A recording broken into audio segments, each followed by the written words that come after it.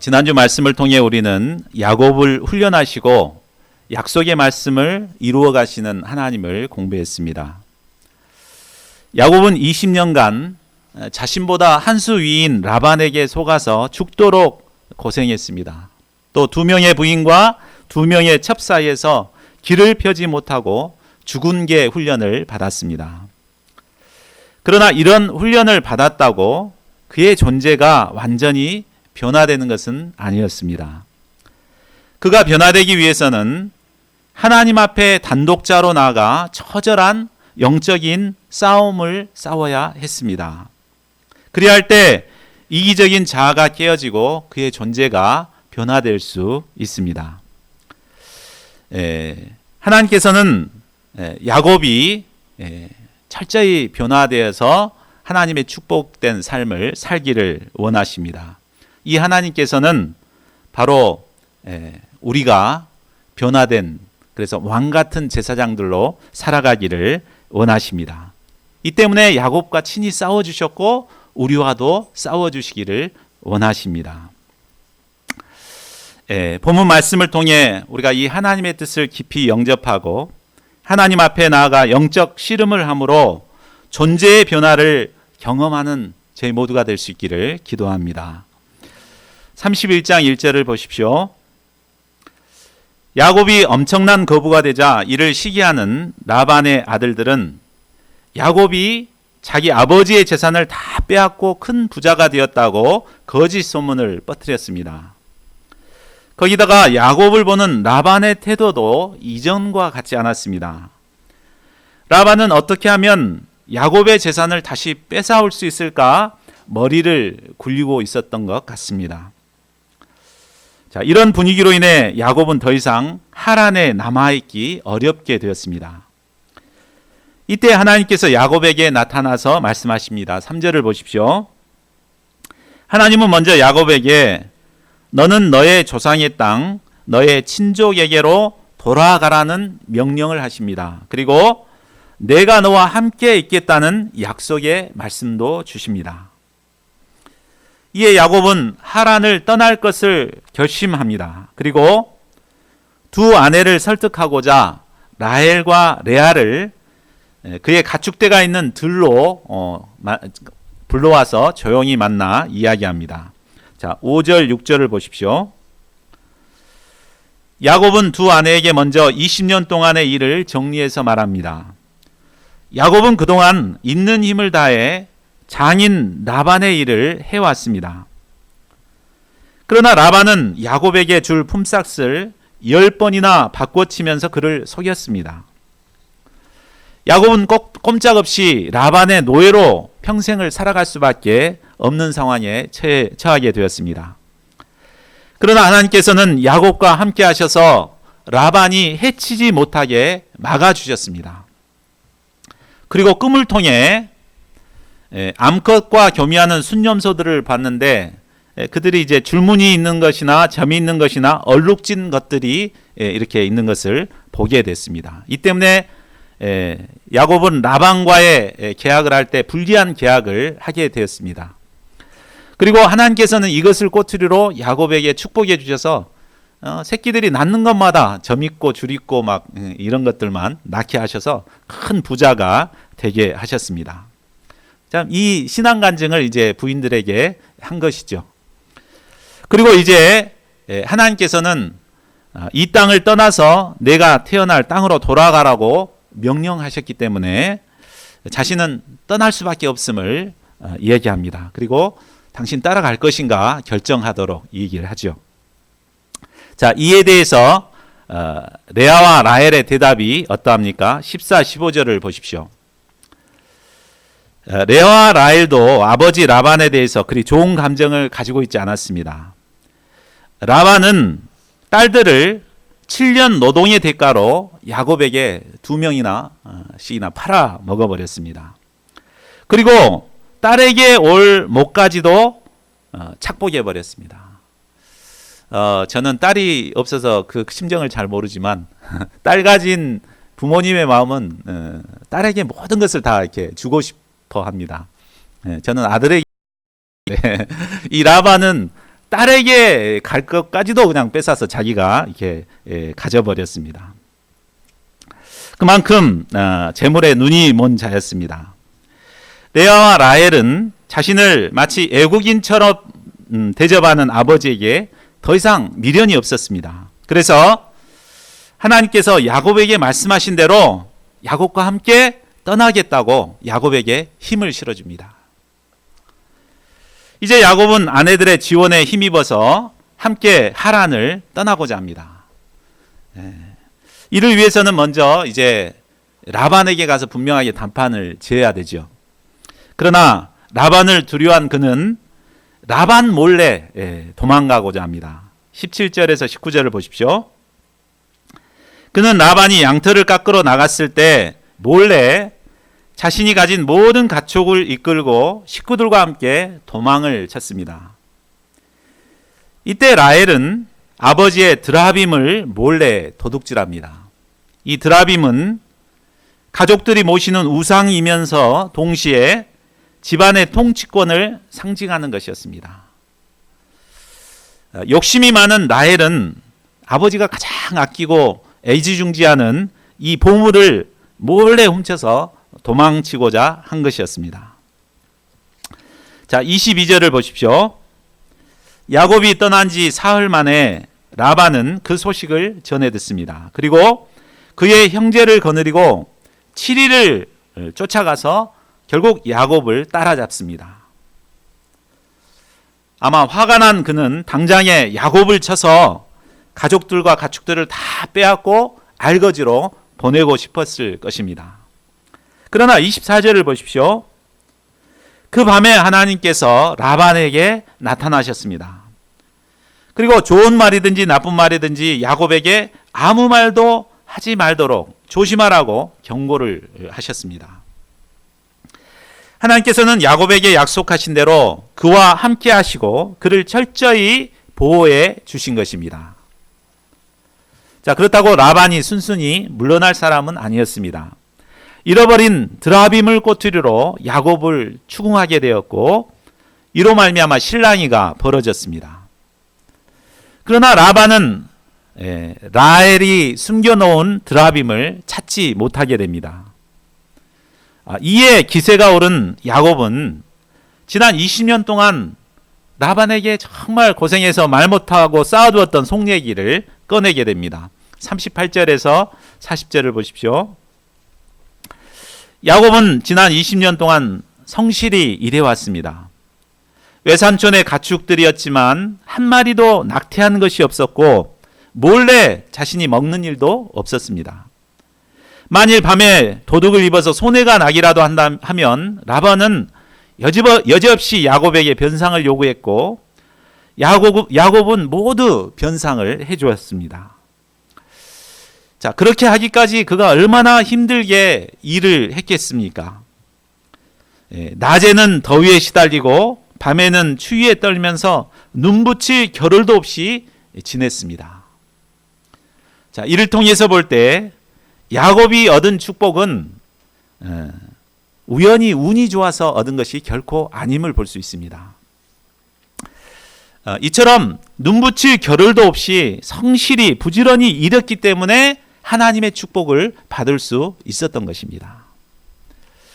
하나님의 축복은 안일하게 감나무가 떨어지듯이 밑에서 입만 벌리고 있다고 해서 축복이 주어지는 것이 아닙니다. 위험하고 힘들지만 나무에 올라가서 따 먹어야지 그 축복을 얻을 수 있습니다. 이처럼 하나님께서는 열심히 노력하는 자에게 그 축복을 주어주십니다. 하나님은 눈물을 흘리며 씨를 뿌리는 자에게 기쁨으로 거두는 축복을 주십니다. 자, 야곱이 20년을 이처럼 열심히 라반을 위해서 봉사했지만 라반은 10번이나 품삯을 바꿔버렸습니다. 아마 하나님이 간섭하지 않았더라면 라반은 야곱을 빈털터리로 만들어버렸을 것입니다. 그러나 하나님께서는 야곱과 함께 하셔서 교활한 라반으로부터 그를 보호해 주시고 마침내 축복의 길로 인도해 주셨습니다. 그럼에도 정신을 못 차리고 야곱의 것을 빼앗으려고 했던 라반을 하나님께서 나타나셔서 지난밤에 경고하셨던 것입니다. 자, 43절을 보십시오. 야곱의 추궁을 들은 라반은 태도가 180도 달라졌습니다. 라반은 야곱이 가진 것은 원래 모두 자신에게서 나온 것인데 내가 어떻게 너를 칠 수 있겠냐 이렇게 말하면서 상호 불가침 조약을 맺자고 제의를 하게 됩니다. 야곱과 라반은 돌 기둥, 돌 무더기를 세워놓고 서로 그 경계를 넘지 않을 것을 맹세하게 됩니다. 결국 하나님께서 간섭하심으로 야곱은 지긋지긋했던 그 라반의 손아귀에서 벗어날 수 있었고 드디어 고향으로 돌아갈 수 있게 되었습니다.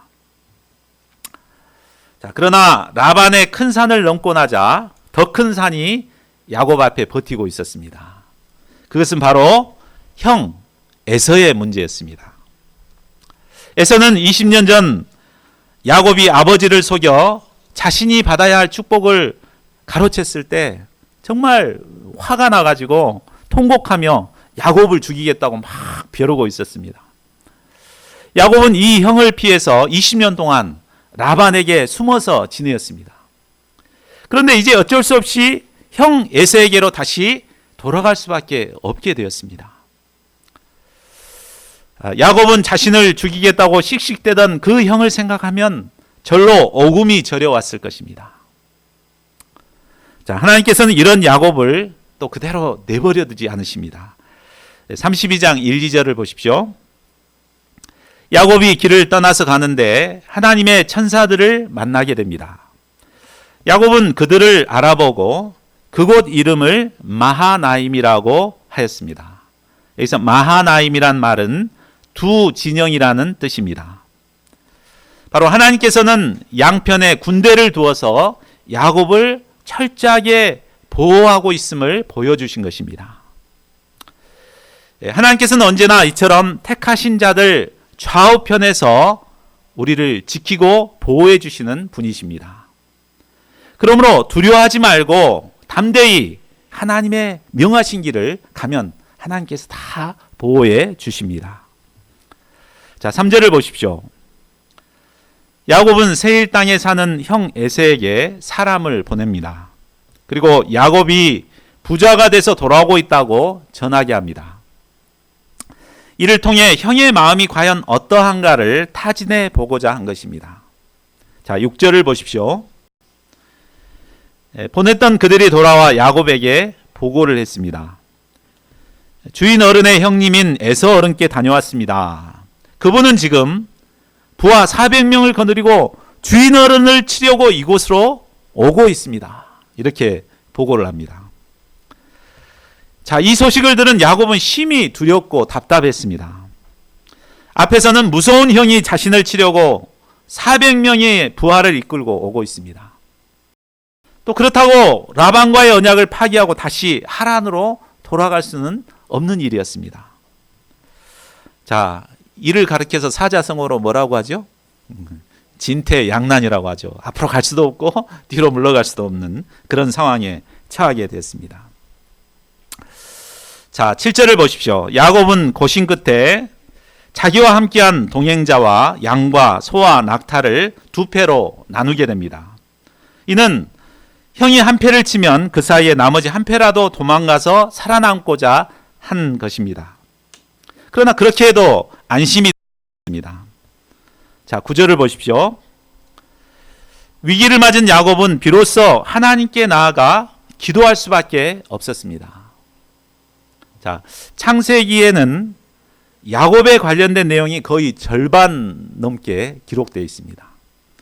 그러나 야곱이 하나님 앞에 나아가 간절히 기도한 내용은 베델의 서원 외에 이곳이 유일합니다. 머리 회전이 빠르고 행동이 앞서는 야곱이기 때문에 그는 기도하기보다는 먼저 늘 손발이 앞섰습니다. 그러나 절대절명의 위기 앞에서 그는 결국 하나님께 무릎을 꿇고 기도할 수밖에 없었습니다. 그는 먼저 조상들을 보살펴 주신 하나님, 그리고 자신에게 은혜를 베푸시겠다고 약속하신 그 하나님을 의지해서 기도하기 시작합니다. 고향 친척에게로 돌아가면 은혜를 베푸시겠다고 저에게 약속하신 주님. 이렇게 이제 기도의 문을 엽니다. 그리고 이어서 자신은 하나님께 모든 은총을 받을 자격이 없는 자임을 고백합니다. 그렇지만 감당할 자격이 없는 자에게 하나님께서 어떤 큰 은혜를 베풀어 주셨는가를 증거합니다. 제가 이 요단 강을 건널 때는 가진 것이라고는 지팡이 하나뿐이었습니다만 이제 저는 이처럼 두 물이나 이루었습니다. 그는 자격이 없는 자에게 베푸신 하나님의 은혜를 의지하여 하나님께 기도합니다. 자, 11절을 보십시오. 그리고 부디 저의 형의 손에서 에서의 손에서 저를 건져 주십시오. 형이 와서 저를 치고 아내들과 자식들까지 죽일까 두렵습니다. 그는 에서에 대한 두려운 심정을 하나님께 있는 그대로 솔직하게 고백합니다. 정말 두려워 죽겠습니다. 하나님 도와주십시오. 이렇게 간구합니다. 정말 강하게 보이던 야곱이 자신을 철저히 낮추고 이 두려움 자신의 모습을 그대로 드러낸다는 것은 참 쉬운 일이 아닙니다. 그러나 그는 정말 자신이 얼마나 지금 힘든 상황에 처해 있는가 솔직하게 하나님께 고백하고 있는 것입니다. 자, 그리고 마지막으로 다시 하나님의 약속의 말씀에 기초해서 기도를 끝맺고 있습니다. 주께서 말씀하시기를 내가 반드시 너에게 은혜를 베풀어서 너의 씨가 바다의 모래처럼 셀 수도 없이 많아지게 하겠다 하시지 않으셨습니까? 하나님께서 이렇게 약속하지 않으셨습니까? 하면서 약속의 말씀을 붙들고 기도를 맺습니다. 자, 그의 기도는 짧았지만 이기적이고 자기중심적인 베델의 기도와는 비교할 수 없을 정도로 성숙한 기도인 것을 볼 수가 있습니다. 자, 우리도 절박한 상황에 처하게 되면 야곱처럼 이렇게 기도할 수 있기를 바랍니다. 내게 주신 약속의 말씀에 기초해서 또한 은혜 받을 수 없는 자에게 어떤 은혜를 베푸셨는가, 이것을 하나님께 기도하고 정말 절박한 심정을 하나님 앞에 진솔하게 이렇게 기도하는 자들이 될 수 있기를 기도합니다. 그래서 나의 하나님을 체험하고 기도를 체험하는 기도의 사람들이 될 수 있기를 간절히 기도합니다. 자, 그러나 야곱이 이처럼 간절히 기도했지만 그의 마음에 있는 두려움은 가시지를 않았습니다. 13절을 보십시오. 다음날 아침 야곱은 형 에서에게 줄 선물을 따로 골라서 준비합니다. 에서는 어떤 사람입니까? 에서는 팥죽 한 그릇에 장자의 명분을 팔 정도로 물질에 대한 욕심이 아주 강한 자입니다. 그래서 야곱은 이런 형의 약점을 공략하고자 한 것입니다. 야곱은 그의 소유 중에서 암염소, 순염소, 암양, 순양, 낙타, 암소, 황소, 암나귀, 새끼나귀 등에 이르기까지 약 580마리의 선물을 준비합니다. 이는 시가로 따진다면 약 3억 원이 넘는 아주 어마어마한 가치가 있는 선물입니다. 그리고 이를 세 떼로 나누어 각 떼가 거리를 두게 한 후에 종들의 손에 그것을 맡깁니다. 그리고 야곱보다 먼저 건너가게 했습니다. 그리고 종들은 가축대의 맨 뒤쪽에 위치하도록 했습니다. 그 이유는 먼저 에서가 그 동물들에 대한 그걸 보고 견물생심이라고 욕심이 생기고 나서 이제 메시지를 그 다음에 전해주도록 하기 위함이었습니다. 그리고 형 에서가 종들에게 물어보면 이것은 모두 주인의 종 야곱의 것인데 야곱이 그 형님 에서에게 드리는 선물입니다. 야곱은 우리 뒤에 옵니다. 이렇게 말하라고 코치해 줍니다. 자, 이렇게 한 것은 에서의 분노를 서서히 풀어주고 마침내 서로 만날 때 형이 자기를 반가이 맞아줄 것을 기대했기 때문입니다. 정말 야곱답게 아주 치밀한 작전을 펼친 것을 볼 수 있습니다. 자, 21절을 보십시오. 선물을 보내고 다시 밤이 찾아왔습니다. 가족과 함께 남아있던 그는 그 밤에 다시 일어나 두 아내와 두 여종을 또 11 아들들을 인도하여 야복 나루를 건너게 합니다. 자기에게 딸린 모든 소유도 다 건너 보냅니다. 그러나 정작 자신은 건널 수가 없었습니다. 에서에 대한 두려움의 문제를 해결하지 못했기 때문입니다. 홀로 남아있는 야곱의 내면은 심히 두렵고 답답하고 미치도록 고독했습니다. 그의 내면의 괴로움은 아무도 이해해 줄 수가 없습니다. 어느 누구도 해결해 줄 수 없는 문제였습니다. 자, 그의 문제는 겉으로 볼 때는 에서 문제인 것 같습니다. 에서만 없다면, 에서만 찾아오지 않는다면 문제가 전혀 없을 것 같습니다. 그러나 야곱의 근본적인 문제는 에서가 아니라 20년 전에 형을 속이고 아버지를 속인 바로 죄 문제였습니다. 지은 죄가 없다면 사람을 두려워할 필요가 없습니다. 그러나 지은 죄가 있기 때문에 형을 두려워하고 한 발짝도 더 나아가지를 못하고 있는 것입니다. 그런데 뒤에 살펴보면 형은 야곱을 죽이기 위해서 온 것이 아니었습니다. 400명을 거느리고 다 이렇게 마중 나온 것인데 지금 두려워가지고 지금 이렇고 있는 것입니다. 그러니까 죄 문제가 해결되지 않으면 모든 상황을 볼 때 이렇게 부정적으로 보고 두려움에 사로잡히게 되는 것을 볼 수가 있습니다. 죄 문제가 해결되지 않는 야곱은 에서가 오는 것을 오해하고 부담스러워하고 무서워하고 있었습니다. 20년 전에 지었던 죄가 사람을 이처럼 힘들게 하는 것을 볼 때 죄 문제는 시간이 지난다고 해결되는 것이 아님을 볼 수가 있습니다. 또 뭔가 다른 일에 열심히 뭔가를 한다고 해서 해결되는 것이 아닙니다. 자, 그렇다면 이 야곱의 내면에 숨은 이 죄 문제는 어떻게 해결됩니까? 자, 24절을 보십시오. 자, 이런 야곱에게 어떤 분이 나타나십니다. 그리고 그를 붙잡고 동이 틀 때까지 그와 씨름하여 주십니다. 자, 여기서 어떤 분은 누구일까요? 야곱이 뒤에서 고백하는 것을 볼 때 바로 하나님이신 것을 알 수가 있습니다.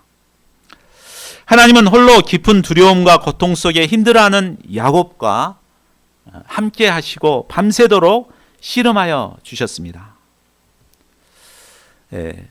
씨름, 어떤 씨름이겠습니까? 우리가 추석이면은 민속 씨름 하는 걸 보여주잖아요. 이것처럼 하나님께서는 야곱과 이렇게 붙들고 씨름을 해주신 것입니다. 우리는 막막하고 두렵고 답답할 때 누군가라도 붙잡고 혼신의 힘을 쏟아부어 씨름이라도 하고 싶을 때가 있습니다. 저는 학생의 시절 굉장히 힘든 시간들을 보낼 때 장막에 저의 그 같이 룸메이트, 지금은 이제 일본에 가 있는데 강선웅 목자라고, 그 목자하고 막 붙들고 막 씨름을 막 했습니다. 막 힘들 때 막 나 죽겠어 하면서 막 이제 이렇게 하고 나면 속이 막 조금 후련해지고 좀 풀리는 것을 느꼈습니다. 그러나 지금 야곱의 곁에는 아무도 없습니다. 씨름할 대상이 아무것도 없습니다. 그의 고민을 이해해 줄 사람도 없고 고민을 털어놓을 사람도 없었습니다. 누군가를 붙들고 씨름해 보고 싶지만 그 주변에는 아무도 없었습니다. 바로 이런 야곱의 마음을 잘 아신 하나님께서 친히 인간의 몸을 입고 오셔서 그와 씨름을 해주신 것입니다. 과거 야곱은 사람들과 인간적인 씨름을 하던 자였습니다. 고향집에서 형 에서와 싸웠습니다. 그것도 뱃속에서부터 싸웠습니다. 또 하란에서는 라반과 그의 아들들과 싸웠습니다. 그리고 야곱은 지금까지 한 번도 진 적이 없었습니다. 야곱은 이번에도 기어코 이겨보고자 악착같이 싸웁니다. 밤이 새도록 싸움은 계속되었지만 야곱은 결코 포기하지 않았습니다. 그만큼 야곱은 자기가 강하고 자신을 굽히지 않는 사람이었습니다. 하나님은 이런 야곱을 당장에 거꾸러뜨릴 수가 있죠. 뭐 하나님 힘이 없어서 그냥 이렇게 붙들고만 있었겠습니까? 하나님께서는 당장 거꾸러뜨릴 수 있었지만 참고 기다리셨습니다. 그러다가 날이 새도록 포기하지를 않자 결국 야곱의 엉덩이 뼈를 쳐서 무릎을 꿇게 하십니다.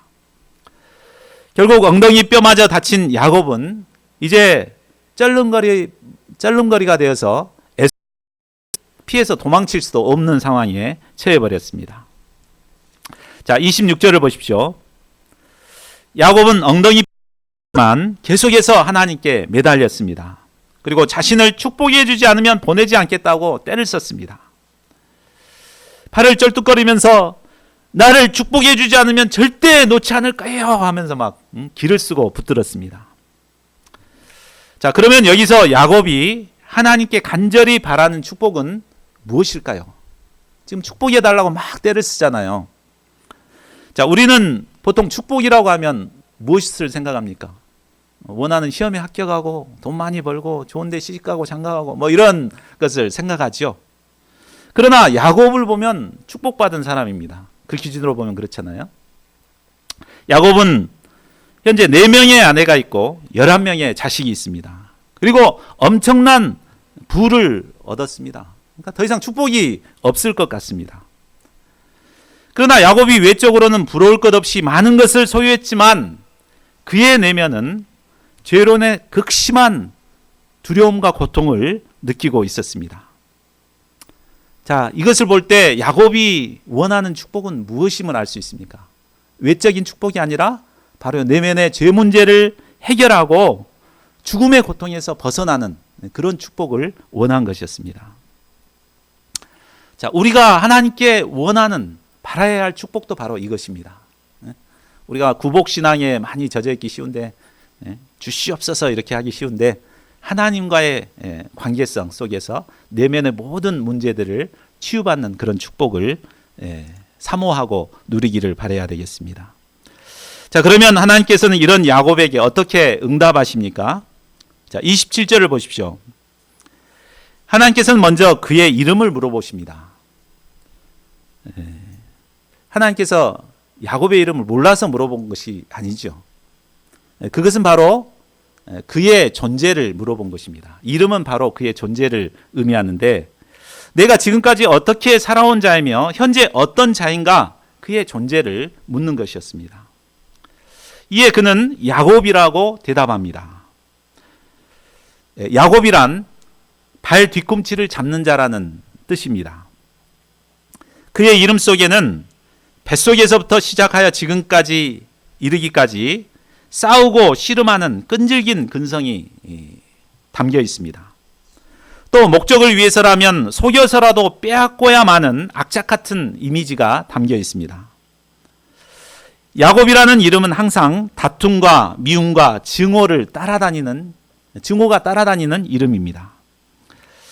야곱은 제가 바로 악착같이 속이고 빼앗은 바로 그 야곱입니다 라고 하나님 앞에 자신을 드러낸 것입니다.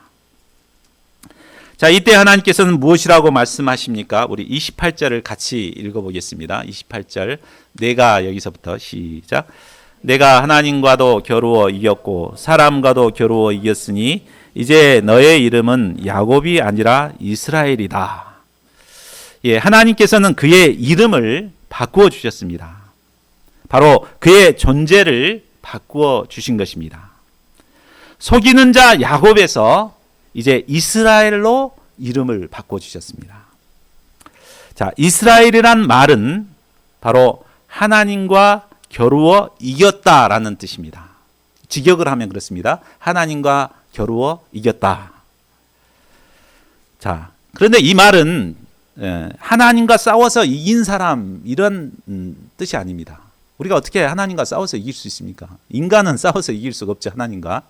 근데 이 말은 의역을 해본다면 바로 하나님과의 싸움으로 승리한 자다 이런 의미입니다. 하나님과 싸움으로써 승리를 얻은 자, 그것이 바로 이스라엘입니다. 그는 과거 사람과의 싸움을 통해서 원하는 것을 얻었던 야곱이었습니다.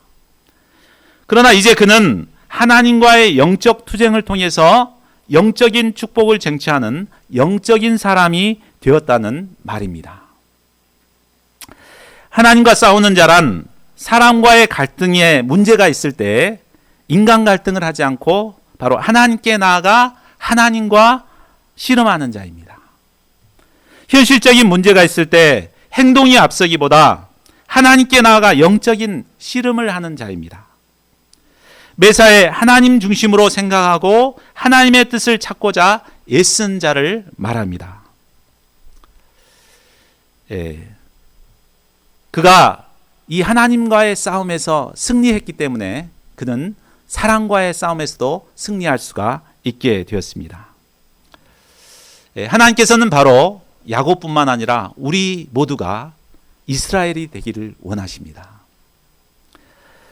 인간 갈등에 사로잡혀 인간적인 갈등을 하는 자가 아니라 하나님께 나아가 하나님과 씨름하고 싸우는 자가 되기를 원하십니다.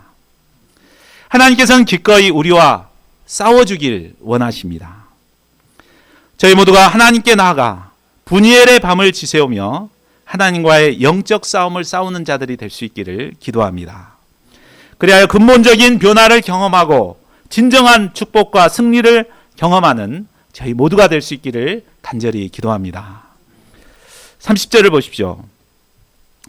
야곱은 지난밤 씨름했던 분이 바로 하나님이셨음을 깨달았습니다. 하나님이 자신과 씨름해 주신 것도 놀랐지만 하나님을 뵙고도 죽지 않는 자신이 놀라웠습니다. 그래서 그곳의 이름을 분이엘이라고 하였습니다. 분이엘이란 하나님의 얼굴이란 뜻입니다.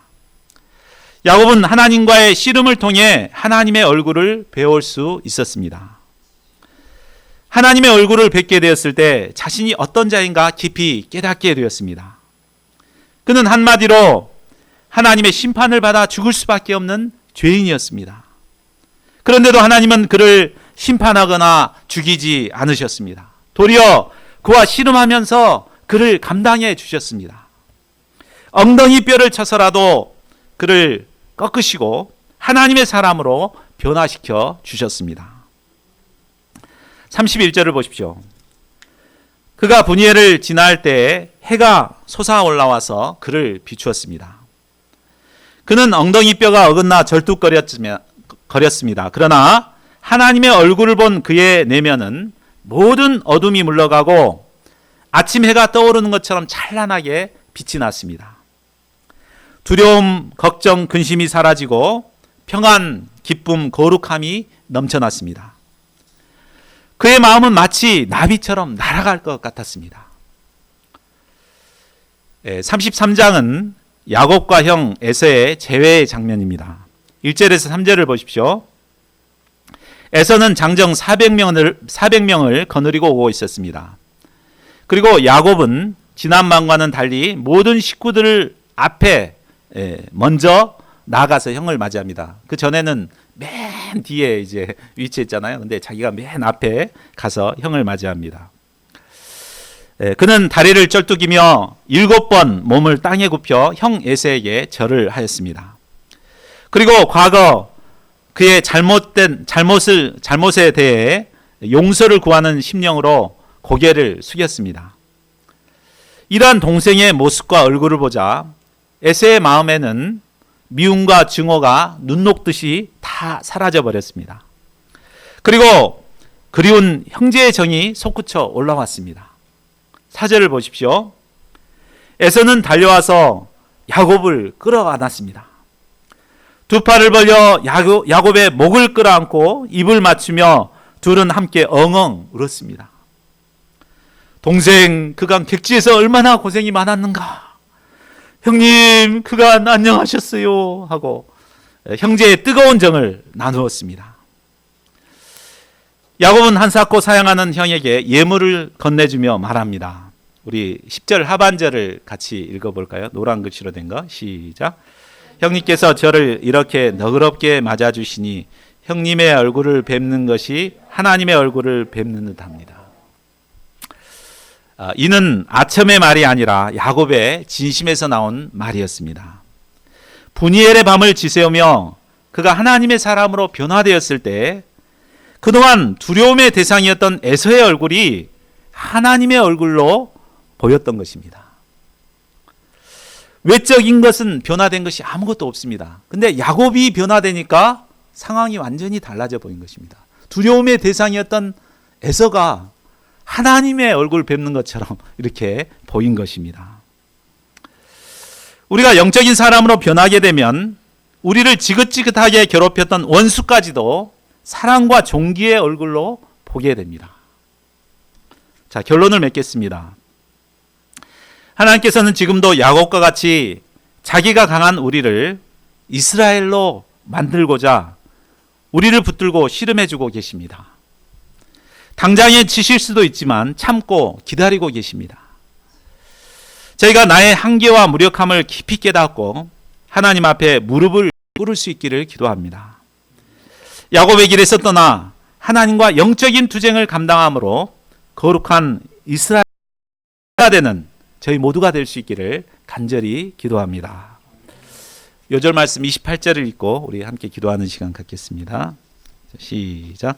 그가 이르되 내 이름을 다시는 야곱이라 부를 것이 아니요 이스라엘이라 부를 것이니 이는 내가 하나님과 및 사람들과 겨루어 이겼음이니라.